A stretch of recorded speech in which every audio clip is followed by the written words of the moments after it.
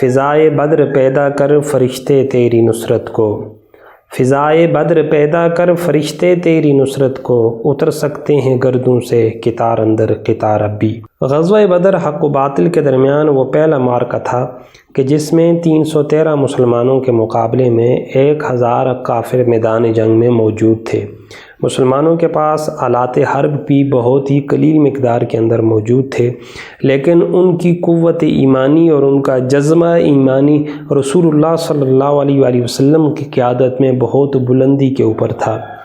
غزوہ بدر وہ مشہور جنگ ہے کہ جس میں شریک تمام صحابہ کرام کو اللہ نے خود جنتی ہونے کی بشارت عطا فرمائی۔ اس غزوہ کے اندر بہت سے معجزات رونما پذیر ہوئے۔ غزوہ سے ایک رات پہلے آقا علیہ الصلوۃ والسلام اپنے صحابہ کے ساتھ آپ میدان جنگ میں تشریف لے جاتے ہیں۔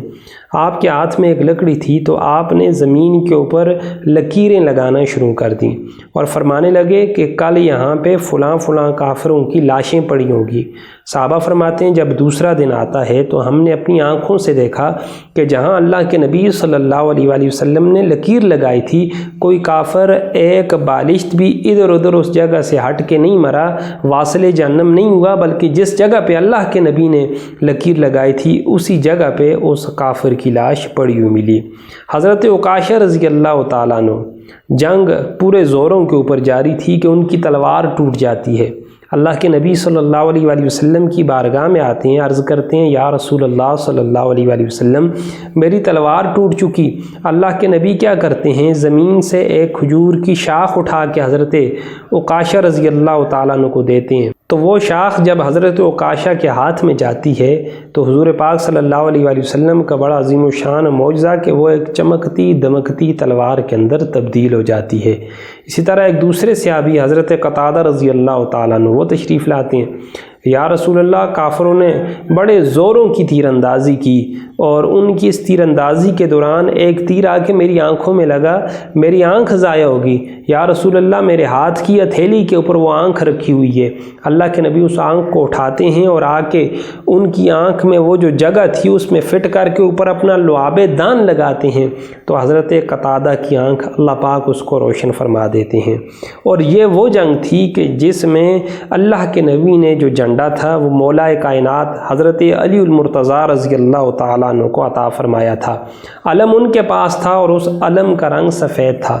کفار کے کل 70 کافر جو ہیں اس جنگ کے اندر مارے گئے تھے، جن میں سے 34 کافر حضرت علی المرتضیٰ رضی اللہ تعالیٰ عنہ نے واصل جہنم کیے۔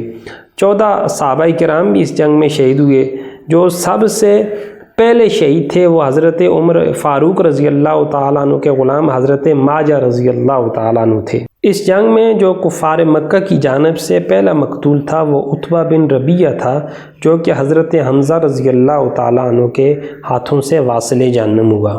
اس رات اللہ رب العزت نے مسلمانوں کے اوپر ایک سب سے بڑا کرم یہ کیا کہ ان کے اوپر اونگ طاری فرما دی، جس کی وجہ سے اگلی صبح ان کے جسم اشاش بشاش ہو گئے، اور اس کے ساتھ ساتھ اللہ رب العزت نے بارش نازل فرمائی جس سے مسلمانوں کے پانی کا مسئلہ بھی حل ہوا، اور اس کے ساتھ ساتھ ریت بھی جم گئی، جس کی وجہ سے گھوڑوں اور انسانوں کا میدان جنگ میں ادھر ادھر آنا وہ نہایت ہی آسان ہو گیا۔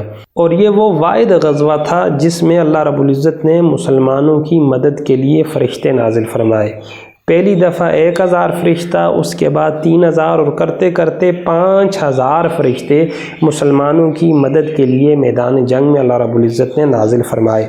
غزوہ بدر میں شامل مسلمانوں نے جس قوت ایمانی کا مظاہرہ کیا اس کا اندازہ اس بات سے ہوتا ہے کہ اس غزوے میں باپ نے بیٹے کے خلاف، ماموں نے بانجے کے خلاف اور بھتیجے نے چچا کے خلاف اپنی بہادری کے جوہر دکھائے، اور نہ صرف جوہر دکھائے بلکہ اپنے ان کافر رشتہ داروں کو واصل جہنم بھی کیا۔ اللہ تعالیٰ نے اس واقعے کو قیامت تک کے لیے مسلمانوں کے لیے مشعل راہ اور یادگار بنا دیا ہے۔ اللہ پاک جس طرح صحابہ نے اللہ اور اللہ کے رسول کے حکم کی اطاعت کی، اس طرح دنیا کے تمام مسلمانوں کو اللہ رسول کی اطاعت کرنے کی توفیق عطا فرمائے۔